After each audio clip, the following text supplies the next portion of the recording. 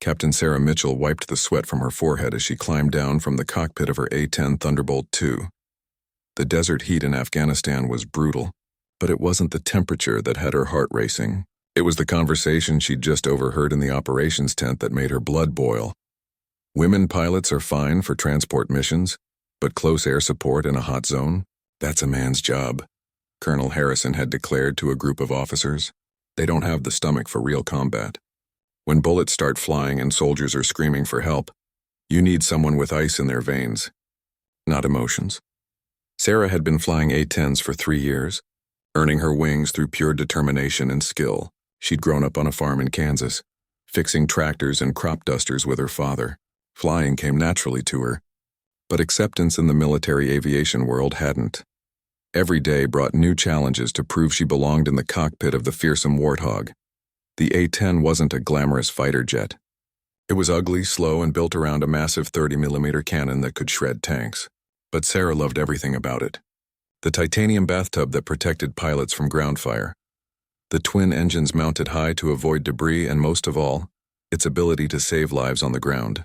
She'd trained for months to master the art of close air support, learning to distinguish friend from foe in chaotic battlefield conditions. Her squadron had arrived at Bagram Air Base 2 months ago. While other pilots flew escort missions or bombed distant targets, Sarah found herself assigned to routine patrols and reconnaissance flights, nothing that would put her in direct danger or test her combat skills. It frustrated her beyond measure. That evening, Sarah sat alone in the mess hall picking at her dinner while replaying the colonel's words. Her fellow pilot, Captain Jake Rodriguez, slid into the seat across from her. Jake had become one of her few allies in the squadron, respecting her abilities even when others doubted them. "Heard about Harrison's speech today," Jake said quietly. "Don't let it get to you. You're twice the pilot most of these guys are." Sarah looked up, her green eyes flashing with determination. "I'm not just going to sit here and take it anymore, Jake. I've proven myself in training, but they won't give me a real mission. How am I supposed to show what I can do if they keep treating me like I'm made of glass?" "Your chance will come," Jake assured her. "And when it does, you'll be ready." Little did either of them know that chance would come sooner than expected. In the operations center, Lieutenant Colonel Barnes was studying intelligence reports that had just come in. Taliban forces were massing near a remote outpost, where a small team of Special Forces soldiers was conducting reconnaissance. The situation was about to become very dangerous, and every available pilot would be needed. Sarah finished her meal and walked out into the cool desert night. Above her, stars filled the clear sky in a way she'd never seen back home. She thought about her father, who'd taught her that actions spoke louder than words. Tomorrow, she decided, she would volunteer for whatever mission came up, regardless of the danger. In her quarters, Sarah cleaned her flight gear methodically, checking every piece of equipment. Her helmet, oxygen mask, survival vest, and pistol all had to be perfect. She'd learned that preparation was everything in combat aviation. The difference between life and death often came down to seconds, and there was no room for error. As she drifted off to sleep, Sarah's mind wandered to the young soldiers serving in forward operating bases across Afghanistan. These men and women depended on close air support to survive enemy attacks. They needed pilots who could arrive quickly, identify targets accurately, and deliver precise firepower without hitting friendlies. Gender didn't matter when lives hung in the balance. The next morning would bring the mission briefing that would change everything. Colonel Harrison would be forced to confront his prejudices, and Sarah would get her chance to prove that skill and courage had nothing to do with being male or female. The stage was set for a confrontation that would test everyone involved. The emergency klaxon shattered the dawn silence at Bagram Air Base. Sarah jolted awake, her combat instincts kicking in immediately. Within minutes, she was dressed and running toward the operations center alongside other pilots. The urgent tone of the alarm meant only one thing: soldiers were in trouble. Inside the briefing room, Lieutenant Colonel Barnes stood before a large map of eastern Afghanistan. Red markers indicated enemy positions, while a blue circle showed the location of a besieged friendly outpost. The situation looked grim. "Gentlemen, we have a crisis developing," Barnes announced, his voice tense. "Outpost Charlie, 40 miles northeast of here, is under heavy attack. 12 Special Forces soldiers are pinned down by approximately 50 Taliban fighters who've surrounded their position. They're calling for immediate close air support. Sarah's heart pounded as she studied the tactical display. The outpost sat in a narrow valley surrounded by rocky hills, providing excellent cover for attackers but making air support extremely dangerous. Any pilot flying into that zone would face intense ground fire from multiple directions. Colonel Harrison stepped forward, scanning the assembled pilots. His eyes passed over Sarah without acknowledgement, focusing on the male aviators. This is exactly the kind of mission that separates the real combat pilots from the wannabes. We need our most experienced people in those cockpits.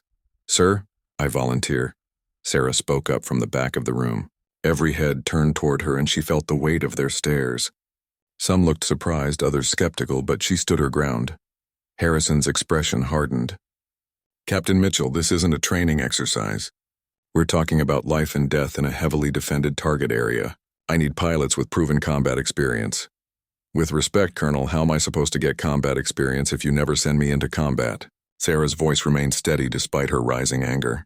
I've logged more flight hours than half the pilots in this room. My gunnery scores are in the top 5%. What more do I need to prove? The room fell silent. Other pilots shifted uncomfortably, aware they were witnessing a confrontation that had been building for weeks. Jake Rodriguez caught Sarah's eye and gave her an almost imperceptible nod of support.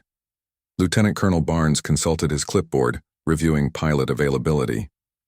Colonel Harrison, we're short on aircraft today. 2 A-10s are down for maintenance and Captain Wilson is grounded with food poisoning. We need every qualified pilot we can get. On the radio, the voice of Staff Sergeant Martinez crackled through static from Outpost Charlie. Any station, this is Charlie Base. We are taking heavy fire from all sides.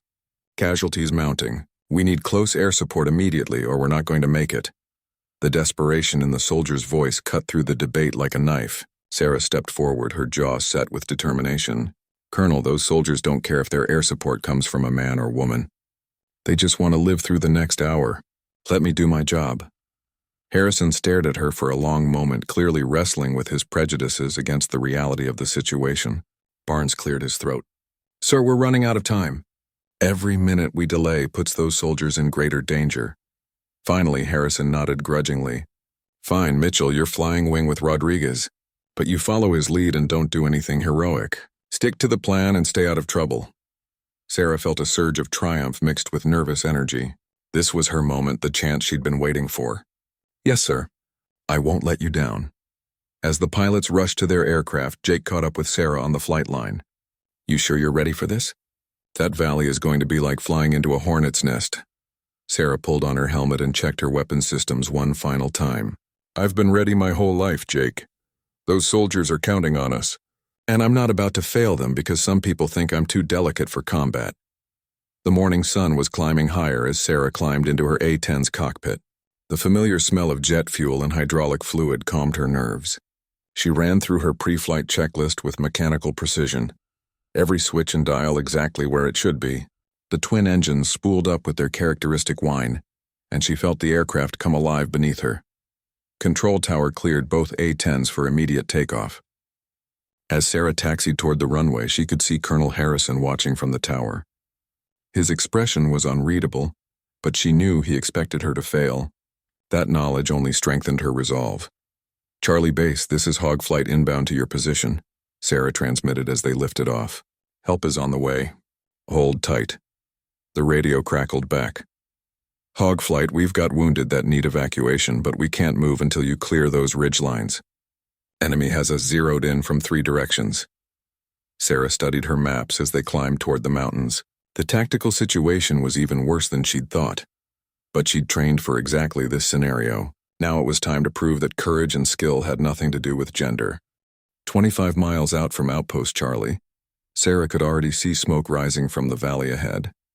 Her radio headset filled with the tense voices of soldiers under fire, mixed with static and the distant sound of automatic weapons. The reality of combat was about to hit her like a freight train. Hog 2, this is Hog Lead. Jake's voice came through clearly. We're approaching the target area. Stay tight on my wing and watch for ground fire. These guys have been planning this ambush for weeks. Sarah adjusted her position slightly, maintaining proper formation while scanning the rugged terrain below. The valley was a natural fortress with steep rocky walls providing perfect hiding spots for enemy fighters. Anyone flying into this death trap would be exposed to fire from multiple directions. Charlie Base, Hog Flight is 5 minutes out. Jake transmitted. Give us a situation report and mark your position with smoke. Staff Sergeant Martinez's voice crackled back, punctuated by the sharp crack of incoming rounds. Hog Flight, we're taking fire from the North Ridge, East Slope, and South Valley entrance. Approximately 40 to 50 shooters with RPGs and heavy machine guns. We've got 2 wounded and running low on ammunition. Purple smoke marking our position now. Sarah spotted the violet smoke drifting up from a cluster of sandbags and concrete barriers. The outpost looked pitifully small against the massive landscape surrounding it. She could see muzzle flashes winking from the hills like deadly fireflies, all aimed at the handful of Americans fighting for their lives below. Jesus, Jake muttered over the radio. They've got the whole valley covered. This is going to be tricky. As they approached the combat zone, Sarah's training took over. Her eyes moved constantly between her instruments, the terrain, and potential threats. She armed her weapon systems, the massive 30mm GAU-8 cannon loaded with armor-piercing rounds and 2 AGM-65 Maverick missiles.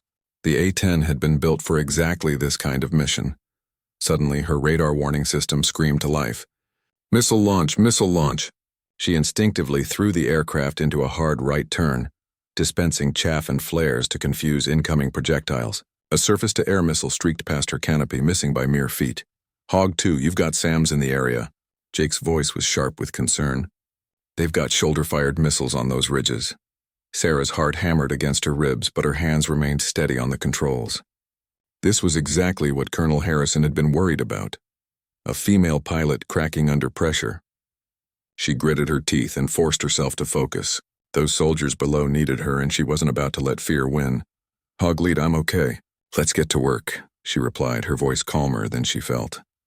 Jake began his attack run on the North Ridge, diving toward a cluster of enemy positions. His cannon erupted in a thunderous roar, sending a stream of depleted uranium rounds into the rocks. Secondary explosions indicated he'd hit an ammunition cache. Good hits on the north side. Hog 2, take the east slope. Sarah rolled her aircraft into a steep dive, lining up on muzzle flashes coming from a rocky outcropping. The enemy fighters were well hidden among the boulders, making target identification extremely difficult. She had to be absolutely certain she was shooting at enemies, not friendlies who might have moved position. Charlie Base, confirm no friendlies on the east slope, Sarah transmitted while adjusting her aim. Negative, no friendlies east of our position. You're clear to engage. Sarah squeezed the trigger, and her A-10 shuddered as the massive cannon fired. The gun was so powerful it actually slowed the aircraft when shooting. She walked her rounds across the enemy position, watching rocks and debris fly into the air. The return fire from that position immediately ceased. Outstanding shooting, Hog 2, came the excited voice from the ground. You got them. But the celebration was premature. More RPGs started flying from previously hidden positions, and Sarah realized the Taliban had prepared multiple fallback sites. This wasn't going to be a quick mission. They were facing a well-coordinated enemy who'd had time to prepare for exactly this scenario. Her fuel gauge was already showing the cost of combat maneuvering. The A-10 was tough and reliable, but not particularly fuel-efficient when flying aggressive tactical patterns. She calculated they had maybe 20 more minutes before needing to return to base for refueling. Hog Lead, we need to work fast, Sarah transmitted. Fuel's becoming a factor. Jake was already setting up for another attack run when his aircraft shuddered from a direct hit. I'm hit. I'm hit. Hydraulic failure and engine fire warning. Sarah's blood turned to ice. Her wingman was in serious trouble, and the soldiers below were still pinned down by enemy fire. In that moment, she realized the mission's success or failure might depend entirely on her. Colonel Harrison's doubts echoed in her mind, but she pushed them away. This was no time for self-doubt. Jake, get out of here and head for base, she ordered, taking command of the situation. I'll continue the mission solo. Sarah, you can't handle this alone. There are too many of them. Watch me, she replied grimly, banking toward the largest concentration of enemy fighters. The real test was about to begin. Alone in the Valley of Death, Sarah banked her A-10 toward the heaviest concentration of enemy fire. Jake's damaged aircraft was limping toward base, leaving her as the only thing standing between 12 Special Forces soldiers and annihilation. The weight of responsibility pressed down on her like a physical force. Charlie Base, this is Hog 2. I'm continuing the mission solo. Give me priority targets. Staff Sergeant Martinez's voice was strained but professional. Hog 2, we've got a heavy machine gun nest on the south ridge that's got us pinned. Also seeing movement in the valley entrance. Looks like they're bringing up reinforcements. Sarah studied the terrain through her targeting pod, identifying the machine gun position by its muzzle flashes. The crew had positioned themselves expertly among large boulders, making a direct attack extremely dangerous. She'd have to fly straight into their kill zone to get a clean shot. As she set up her attack run, more warning alarms filled her cockpit. Multiple missile launches were detected from various positions around the valley. The Taliban fighters had clearly saved their best weapons for exactly this moment, when only one aircraft remained to threaten them. Going hot, Sarah announced, pushing her throttles forward and diving toward the machine gun nest. Tracer rounds streaked past her canopy like deadly Christmas lights. She could actually see the enemy gunner tracking her aircraft, trying to lead his shots properly. At the last possible second, Sarah pulled into a steep climb while releasing flares to confuse any heat-seeking missiles. She'd deliberately flown past the target to draw fire and identify all enemy positions. It was a dangerous gamble, but it worked. Now she knew exactly where every shooter was hiding. Rolling inverted, she dove back toward the machine gun position from an unexpected angle. This time her cannon fire was devastatingly accurate. The 30mm rounds shattered the rocky position, silencing the heavy weapon permanently. But her victory was short-lived as more RPGs launched from the valley entrance. Multiple vehicles approaching from the south, Martinez reported urgently. Looks like technical trucks with mounted weapons. If they get into position, we're finished. Sarah spotted the dust cloud kicked up by the approaching vehicles. 3 pickup trucks mounted with heavy machine guns were racing toward the outpost, trying to get close enough to overwhelm the defenders with superior firepower. She had maybe 2 minutes before they reached effective range. Banking hard left, she lined up on the lead vehicle and fired one of her Maverick missiles. The explosion flipped the truck end over end, but the other 2 kept coming. Her second missile took out the middle vehicle, but the third truck had reached a rocky area where it could take cover. Ammunition was running low, and her fuel gauge showed she was approaching the point of no return. If she didn't head home soon, she might not make it back to base. But the soldiers below were still in mortal danger, and she couldn't abandon them now. Hog 2, you need to get out of there, came Jake's voice from somewhere over the mountains. You're pushing your luck too far. Sarah ignored him, focusing instead on the remaining threats. The surviving truck had stopped behind a large boulder and was setting up its heavy machine gun. Once operational, it would have a clear field of fire on the entire outpost. She had to stop it before the crew could get organized. Her cannon ammunition counter showed less than 200 rounds remaining, enough for maybe 15 seconds of firing. She'd have to make every shot count. The truck was partially hidden, presenting a difficult target that would require precision shooting at close range. Charlie Base, I'm going to make one final attack run. When I engage the remaining truck, be ready to move your wounded to the landing zone. Dustoff is standing by. Roger that, Hog 2. We're ready when you are. Sarah took a deep breath and began her final approach. The enemy fighters had figured out her tactics by now and were waiting for her. As soon as she committed to the attack run, every remaining weapon in the valley would focus on her aircraft. She dove toward the hidden truck, flying so low she could see individual rocks on the hillside. Ground fire erupted from multiple positions, and her aircraft shook as several rounds found their mark. Warning lights illuminated her instrument panel, but she pressed on with single-minded determination. At point-blank range, she opened fire with her cannon. The depleted uranium rounds tore through the truck's engine block and fuel tank, creating a massive explosion that echoed off the valley walls. Secondary blasts indicated the vehicle had been carrying ammunition and rockets, but her victory came at a cost. As she pulled up from the attack, she felt the aircraft shudder violently. Her left engine was failing, hydraulic pressure was dropping, and fuel was streaming from punctured tanks. The A-10 was living up to its reputation for toughness, but even the mighty Warthog had limits. Mayday, Mayday, this is Hog 2, she transmitted calmly despite her dire situation. I've taken multiple hits and am losing fuel and hydraulics. I may have to punch out. From the ground came an unexpected response. Hog 2, this is Charlie Base. The valley is clear. I repeat, all enemy positions are neutralized. You did it. You saved us all. Sarah felt a surge of pride mixed with relief. She'd proven herself in the most dangerous circumstances possible, but now she had to focus on getting home alive. The real challenge was just beginning. With her left engine trailing black smoke and hydraulic fluid streaming from multiple punctures, Sarah fought to keep her crippled A-10 airborne. The mountain peaks ahead looked impossibly high, and every mile toward home base felt like a victory against the laws of physics. Her instrument panel resembled a Christmas tree of warning lights. "Hog 2, this is Bagram Tower," came the calm voice of the air traffic controller. "We have your emergency squawk. State your condition and intentions." Sarah's hands worked constantly on the controls, compensating for the aircraft's tendency to roll left due to the failed engine. "Bagram Tower, Hog 2 has suffered multiple hits. Left engine failed, hydraulics degraded, fuel leak present. Requesting priority landing and emergency equipment standing by." "Roger, Hog 2. Emergency vehicles are rolling. Runway 27 is cleared for your approach. Wind is calm. You're cleared to land any runway, any direction." Behind her, the smoke trail from her damaged engine created a dark line across the crystal blue Afghan sky. Sarah calculated her remaining fuel and realized she was cutting it extremely close. The leak was worse than she'd initially thought, and mathematical certainty suggested she might not have enough fuel to reach the runway. Her radio crackled with Jake's voice. "Sarah, I'm airborne again in a spare bird. I can see your smoke trail from 30 miles out. How are you holding up?" "Been better," Sarah replied through gritted teeth as she fought a sudden roll to the left. "This old girl is hurt, but she's still flying. The A-10 really is as tough as they say.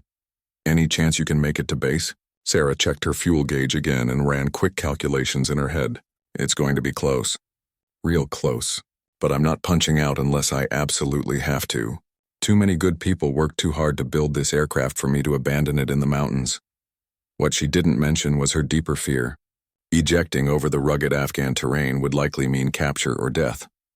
The Taliban controlled most of the area between her current position and Bagram. Even if she survived the ejection, rescue would be extremely difficult in such hostile territory.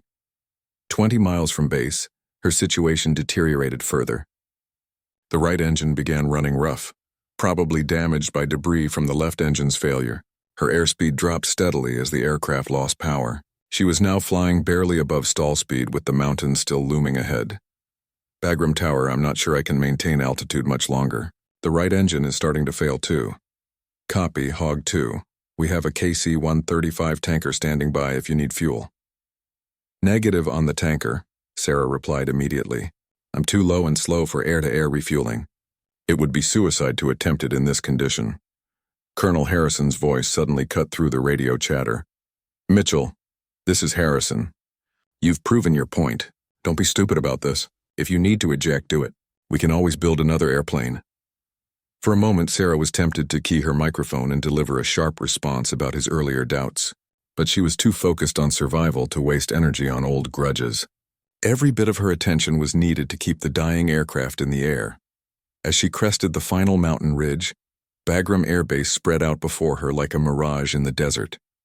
The runway looked impossibly narrow and distant, but it was there. She was going to make it. The question was whether her landing gear would extend properly with the damaged hydraulic system. "Bagram Tower, requesting gear check. My hydraulics are shot and I'm not sure if the wheels will come down. Hog 2, you have aircraft standing by for visual confirmation. Attempting to lower landing gear now." Sarah pulled the gear handle and felt the aircraft shudder as the wheels began to extend. Red warning lights indicated problems with all three gear, but at least they were moving. A chase plane pulled alongside and confirmed that her main landing gear appeared to be down and locked, though the nose wheel was cocked at an odd angle. "Hog 2, your main gear looks good, but nose gear appears damaged. Recommend using maximum aerodynamic braking and be prepared for directional control problems during rollout." "Roger that. I'm coming in hot and heavy. Clear the runway of all traffic." Sarah set up for her final approach, flying faster than normal due to her engine problems. The runway rushed up to meet her, and she felt the main wheels touch down with a solid thump. Immediately, the damaged nose gear collapsed, sending sparks flying as the aircraft's nose scraped along the concrete. Emergency vehicles raced alongside as her A-10 slowed to a stop in a shower of sparks and smoke. Fire crews began spraying foam on the hot engines while paramedics stood by. Sarah shut down the remaining engine and sat in her cockpit for a moment, hardly believing she'd made it home alive. As she climbed down from the aircraft, she saw the full extent of the battle damage.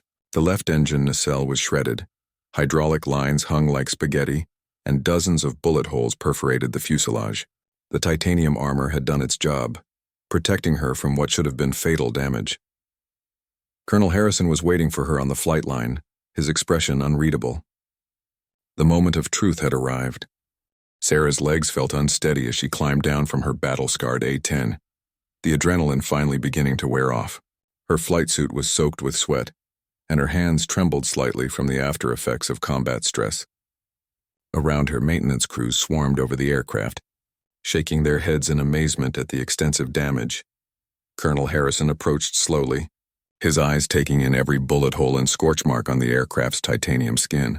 The man who had questioned her abilities just hours earlier now faced undeniable evidence of her courage and skill.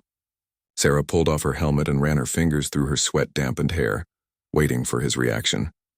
"Captain Mitchell," Harrison began, his voice carefully controlled, "I owe you an apology.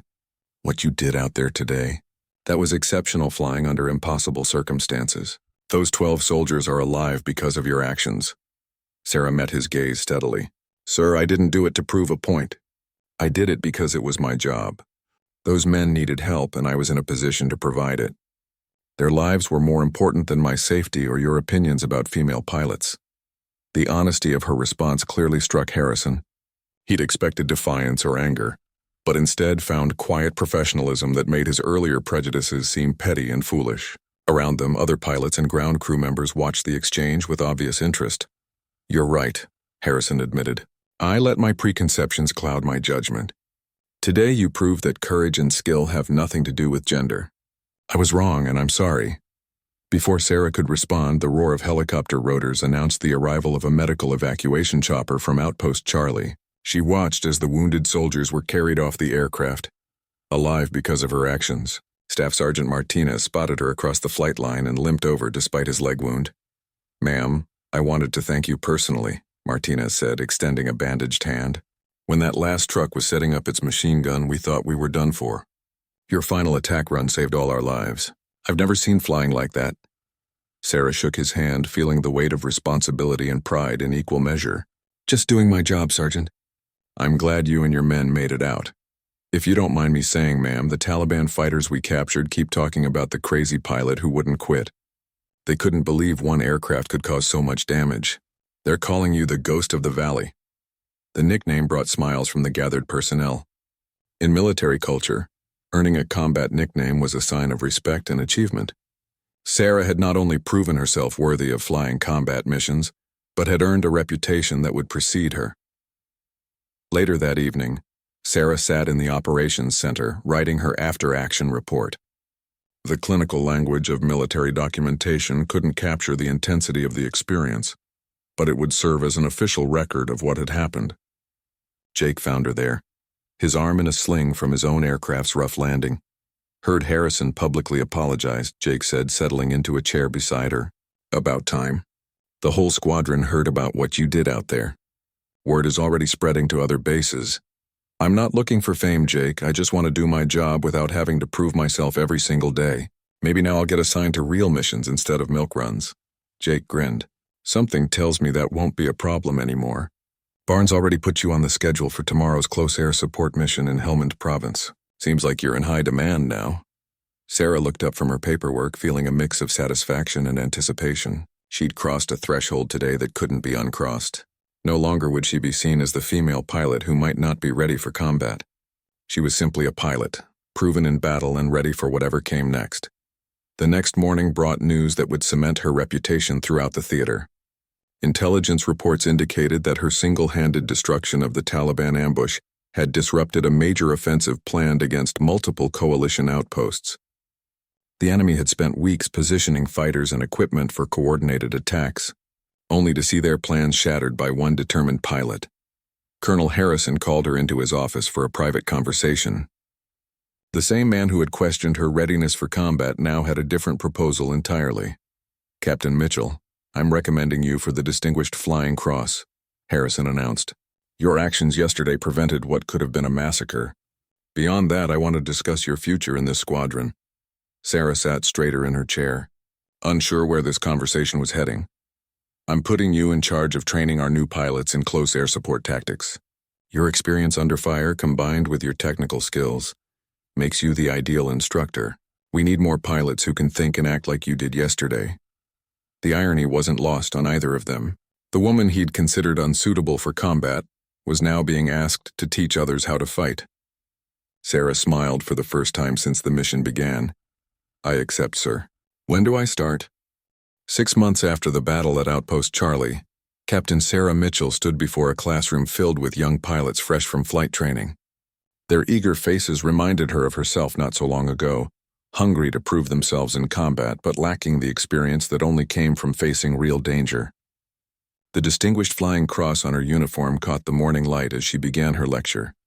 "Close air support isn't about being a hero," Sarah told the assembled pilots. "It's about precision, patience, and putting the lives of ground troops above your own safety. The soldiers down there don't care about your ego or your need to prove something. They just want to go home alive." In the back of the room, Colonel Harrison watched with obvious pride. The transformation in both Sarah and himself had been remarkable. She'd become one of the most respected instructors in the entire theater. While he'd learned to recognize talent regardless of gender, the old prejudices seemed almost incomprehensible now. Sarah's reputation had spread far beyond Bagram Air Base. Pilots from other squadrons requested transfers to train under her instruction. Military journalists wrote articles about the Ghost of the Valley, whose single-handed destruction of an enemy ambush had become legendary. But Sarah remained focused on the mission at hand, creating the next generation of close air support pilots. "The A-10 isn't the fastest or prettiest aircraft in the Air Force," Sarah continued, gesturing toward a technical diagram. "But it's designed for one purpose: getting soldiers out of trouble when nobody else can help them. Every system on this aircraft exists to keep you alive while you save lives on the ground." After class, Sarah walked out to the flight line where her new A-10 waited. The aircraft that had carried her through the Valley of Death had been too damaged to repair. But its replacement bore the same tail number and nose art, a fierce warthog with the words "Ghost of the Valley" painted below it. She'd flown dozens of combat missions since that first one, each adding to her reputation and experience. Jake Rodriguez joined her for their afternoon patrol, still her wingman after all these months. Their partnership had become one of the most effective teams in the squadron, combining his experience with her proven combat skills. Together they'd saved countless lives and destroyed numerous enemy positions. "Got word from higher headquarters," Jake mentioned as they performed their pre-flight checks. "They're considering you for promotion to major and assignment as an operations officer. Seems like someone finally noticed your talents." Sarah smiled as she inspected her aircraft's weapon systems. The 30mm cannon that had proved so decisive in that first battle was loaded and ready for whatever the day might bring. "About time. Think I can handle telling other people how to fight? Are you kidding? Half the pilots in Afghanistan already follow your tactical innovations. You've rewritten the book on close air support." Their mission that day took them over the same valley where Sarah had first proven herself. Outpost Charlie had been expanded into a major forward operating base, its success partly due to the security her actions had established. As they flew over the rocky ridgelines where she'd faced her trial by fire, Sarah reflected on how much had changed. The radio crackled with a familiar voice. "Hog Flight, this is Firebase Alpha. We have enemy contact and request immediate close air support." Sarah checked her weapons and fuel levels automatically. "Roger, Firebase Alpha. Ghost and Hammer are inbound. What's your situation?" As they banked toward the new emergency, Sarah felt the same calm focus that had carried her through that first mission. The fear and uncertainty were gone, replaced by confidence earned through dozens of successful combat sorties. She was no longer proving herself to skeptical commanders. She was simply doing what she'd been trained to do. "Ghost, you take the northern approach," Jake suggested over the radio. "I'll come in from the east. Copy that, Hammer. Let's go to work." Below them, American soldiers were counting on their expertise to survive another day in a hostile land. Sarah armed her weapons and began her attack run. Just another day at the office for the pilot who'd proven that courage had no gender. The girl from Kansas who'd grown up fixing tractors had become one of the most feared close air support pilots in the war zone. As her cannon opened fire on enemy positions, Sarah Mitchell smiled grimly. Colonel Harrison had been wrong about many things, but he'd been right about one. When bullets started flying and soldiers were screaming for help, you needed someone with ice in their veins. He'd just been wrong about who that someone could be. The A-10 Thunderbolt II screamed through the Afghan sky, piloted by someone who'd proven that determination and skill were the only qualifications that mattered in combat. The commander had said it couldn't be done, but Sarah Mitchell had rewritten the rules of engagement forever.